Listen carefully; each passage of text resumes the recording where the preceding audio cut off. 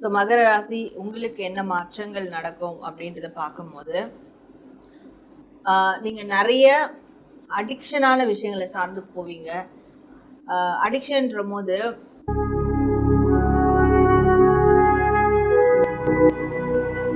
உங்களுடைய உண்மையான shadow side என்ன, உங்களுடைய நிழல் எது, நிஜம் எது அப்படின்றத நீங்கள் தெரிஞ்சுக்க போகிறீங்க.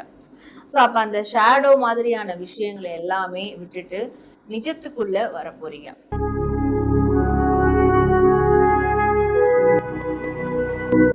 உங்களுக்கு ஒரு அழகான சூழல் உருவாகும். வீட்டு சூழலா இருக்கட்டும், வேற கம்யூனிட்டி சார்ந்த சூழலா இருக்கட்டும், ஒரு அழகான சூழல் உங்களுக்கு உருவாகும்.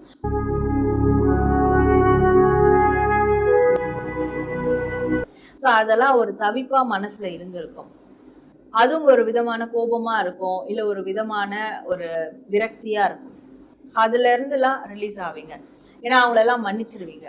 சரி நீ தானே பண்ண, போயிட்டு போ, மன்னிச்சு விட்டுட்டேன் போ, இனி நான் உன்னை எதுவும் டிஸ்டர்ப் பண்ண மாட்டேன் அப்படின்ற மாதிரி.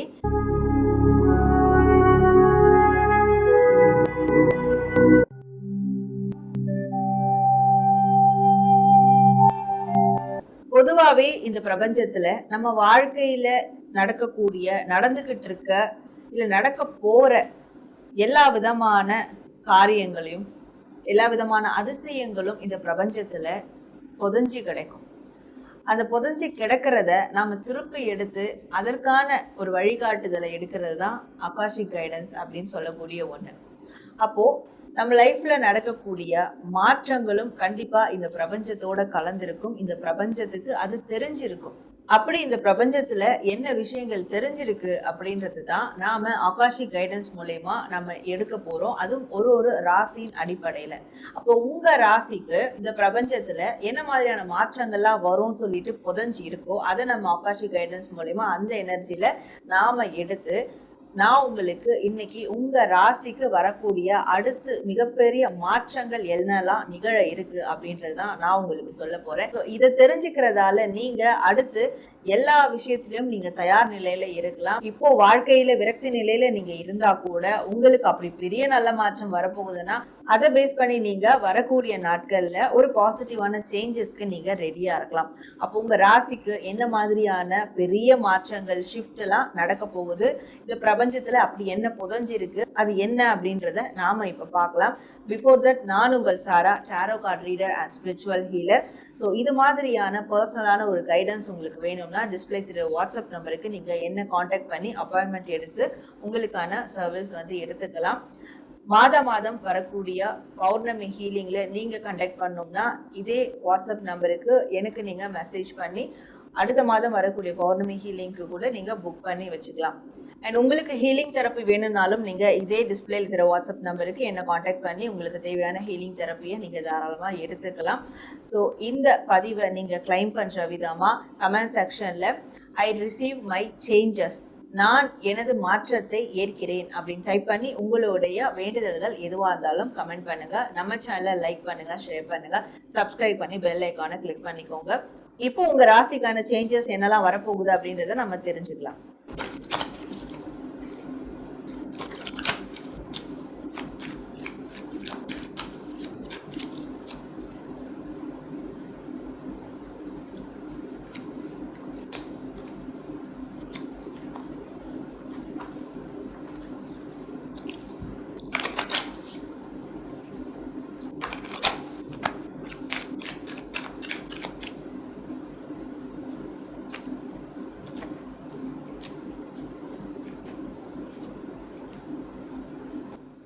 மகர ராசி உங்களுக்கு இந்த பிரபஞ்சம் என்ன மாதிரியான மாற்றங்களை கொண்டு வர போகிறாங்க, அண்ட் உங்களுக்கு என்ன மாற்றங்கள் வாழ்க்கையில நடக்க போகுது அப்படின்றத பத்தி தான் இந்த பதிவுல நம்ம பார்க்க போறோம். அதுக்கு முன்னாடி உங்களுடைய கார்ட்ஸ் என்னெல்லாம் இருக்கு அப்படின்றத பார்க்கலாம். மகர ராசி. ஸோ மகர ராசி உங்களுக்கு என்ன மாற்றங்கள் நடக்கும் அப்படின்றத பார்க்கும்போது நீங்க நிறைய அடிக்ஷனான விஷயங்களை சார்ந்து போவீங்க. அடிக்ஷன்ற போது கைண்ட் ஆஃப் ஒரு ஆல்கஹால் அடிக்ஷன், இல்லை பேட் ஹேபிட் அடிக்ஷன், அந்த மாதிரி அதுதான் அடிக்ஷன் கிடையாது. நல்ல விஷயங்களே அதிகமா செய்யும் போது கூட அது நம்மளுக்கு நன்மை தரல அப்படின்னாலும் அந்த நல்ல விஷயங்களை செஞ்சுக்கிட்டே இருப்போம். அது செய்யலாம் நம்மளால உயிர் வாழவே முடியாது அப்படின்ற மாதிரியான ஒரு எண்ணம் ஏற்படும். இப்ப நிறைய பேர்லாம் பாத்தீங்கன்னா மற்றவங்களுக்கு உதவி செய்யறதுலயே ஒரு அடிக்ஷன் இருக்கும். அவங்களுக்கு உதவி செஞ்சாதான் எனக்கு திருப்தியா இருக்கு அப்படின்றது. ஏதாவது ஒரு கொடை தானம் மாதிரியான விஷயங்கள் கொடுத்தாதான் எனக்கு திருப்தியா இருக்கு. ஆனா எல்லாமே அளவுக்கு மீறும் போது அது நஞ்சாதான் மாறும். அது கால் ஆஃப் ஒரு அடிக்ஷனா தான் மாறும். அப்படியான அடிக்ஷன்ஸும் இருக்கு. அப்போ சில பேருக்கு அது இமோஷனல் ரீதியான விஷயங்களும் அடிக்டிவா இருப்பாங்க. நான் பாசத்தை கொடுத்துக்கிட்டே இருக்கேன், மற்றவங்களுக்கு என் அன்பை கொடுத்துக்கிட்டே இருக்கேன். ஸோ அது தேவைப்படாத இடத்துலையும் அதை கொடுத்து அந்த அன்புக்கும் ஒரு மரியாதை இல்லாமல் பண்ணிடுவீங்க. ஸோ அப்படியான ஒரு அடிக்ஷனும் சில பேருக்கு இருக்கும். ஸோ இந்த அடிக்ஷன்ஸ் எல்லாம் உங்களை விட்டு கண்டிப்பா போக போகுது. ஏன்னா உங்களுடைய உண்மையான ஷேடோ சைடு என்ன, உங்களுடைய நிழல் எது, நிஜம் எது அப்படின்றத நீங்க தெரிஞ்சுக்க போறீங்க. ஸோ அப்ப அந்த ஷேடோ மாதிரியான விஷயங்களை எல்லாமே விட்டுட்டு நிஜத்துக்குள்ள வர போறீங்க. ஸோ இந்த ஒரு மாற்றத்தை யூனிவர்ஸ் உங்களுக்கு பெரிய அளவுல ஏற்படுத்த போறாங்க. அப்படி இந்த மாற்றம் நடக்கும் போது நீங்க செல்ஃப் ரெஸ்ட்ரிக்ஷன் பண்ணிப்பீங்க.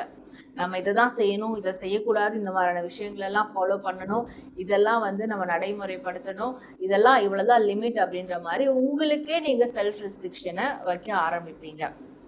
அண்ட் உங்களுக்கு ஒரு அழகான சூழல் உருவாகும். வீட்டு சூழலா இருக்கட்டும், வேற கம்யூனிட்டி சார்ந்த சூழலா இருக்கட்டும், ஒரு அழகான சூழல் உங்களுக்கு உருவாகும். உங்க வீடு முதல்ல அழகாகும், உங்க வீட்டுல இருக்க பொருட்கள் அழகாகும், உங்க வீடை அழகா மேம்படுத்தி காட்ட பார்ப்பீங்க. ஸோ இது எல்லாமே உங்களுக்கு பிரபஞ்சம் தரக்கூடிய சேஞ்சஸின் அறிகுறி தான், மாற்றங்களின் அறிகுறி தான்.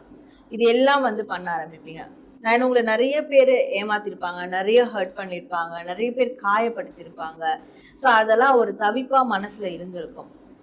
அதுவும் ஒரு விதமான கோபமா இருக்கும், இல்ல ஒரு விதமான ஒரு விரக்தியா இருக்கும்.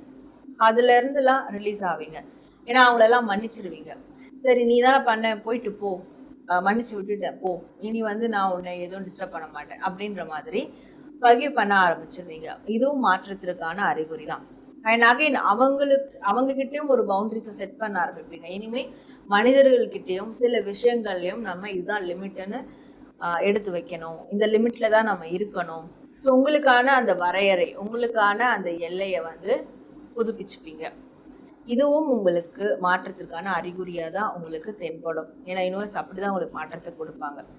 ஸோ இதெல்லாம் கடந்து வரும்போது உங்களுடைய உள்தன்மை என்ன, உங்களுடைய நிகழ்காலம் என்ன, எதிர்காலத்தை நீங்க எப்படி மாத்திக்க முடியும், எப்படி அமைச்சிக்க முடியும், என்ன மாதிரியான ஒரு பாதையில உங்களால செல்ல முடியும், ஆன்மீக ரீதியா நீங்க யார் அப்படின்றத கூட தெரிஞ்சுக்கக்கூடிய அளவுக்கு சில விஷயங்களை அடியெடுத்து போக ஆரம்பிப்பீங்க. ஸோ இதெல்லாம் தான் உங்களுக்கு யூனிவர்ஸ் தரக்கூடிய மாற்றங்களா இருக்க போகுது, மாற்றங்களின் அறிகுறியா இருக்க போகுது. அப்ப நீங்க உங்களை செல்ஃப் ரெஸ்ட்ரிக்ஷன் பண்ணிக்கிறீங்க, பவுண்டரி செட் பண்ணிக்கிறீங்க, உங்களுடைய நிழல் தன்மையை விட்டுட்டு நிஜத்தன்மைக்கு வருவீங்க. அண்ட் உங்களுக்குன்னு ஒரு சுற்றுச்சூழல் அழகிய வீடை அமைச்சிக்க பார்ப்பீங்க. நிறைய பேரை மன்னிச்சு விட்டுருவீங்க. அண்டு எல்லார்கிட்டையும் எல்லா விஷயங்களும் ஒரு எல்லையை வகுத்துப்பீங்க. இதன் மூலயமா உங்களுடைய அர்த்தமான உங்க ஆன்மாவுக்கான ஒரு வாழ்க்கை தேடலை நோக்கி பயணம் செய்ய ஆரம்பிப்பீங்க. ஸோ இதெல்லாம் தான் யூனிவர்ஸ் உங்களுக்கு தரக்கூடிய ஒரு மிகப்பெரிய மாற்றங்களும் மாற்றத்திற்கான அறிகுறியாகவும் இருக்க போகுது. அப்ப நீங்க இந்த பதிவை கிளைம் பண்ற விதமா ஐ ஃபர்கிவ் எவ்ரிதிங் அப்படின்னு டைப் பண்ணி உங்களுடைய விஷஸ் எதுவாக இருந்தாலும் கமெண்ட் பண்ணுங்க. கண்டிப்பா பிரபஞ்சம் உங்களுடைய விஷஸை ஏதாவது ஒரு கண்கள் வழியா பார்க்கும். உங்களுக்கான வெற்றி கிடைக்கிறதுக்கான விஷயங்களை பிரபஞ்சம் கண்டிப்பா உங்களுக்கு கொடுக்க ஆரம்பிக்கும். ஸோ இதெல்லாம் தான் உங்களுடைய மாற்றத்திற்கான அறிகுறியா இந்த பிரபஞ்சம் உங்களுக்கு கொடுக்க போகுது. நேர்ல உங்க ராசிக்கான அதிரடியா வரக்கூடிய மாற்றங்கள் அடுத்து என்ன இருக்கு, பிரபஞ்சம் உங்களுக்கு என்ன மாற்றங்களை கொடுக்க போகுது அப்படின்றத நம்ம ஆகாஷிக் கைடன்ஸ் மூலமா இந்த பதிவுல பார்த்தோம். ஸோ இந்த பதிவை நீங்க கிளைம் பண்ற விதமா கமெண்ட் செக்ஷன்ல ஐ ரிசீவ் மை சேஞ்சஸ், நான் மாற்றத்தை ஏற்கிறேன் அப்படின்னு டைப் பண்ணி உங்களுடைய வேண்டுதல்கள் எதுவாக இருந்தாலும் கமெண்ட் பண்ணுங்க. அண்ட் நம்ம சேனல்ல லைக், ஷேர் அண்ட் சப்ஸ்கிரைப் பண்ணிக்கோங்க. நான் உங்களை அடுத்து இதே மாதிரியான ஒரு நல்ல பதிவோட மீட் பண்றேன். Until then, this is Sara, the Empress of Tarot and Spiritual Healer.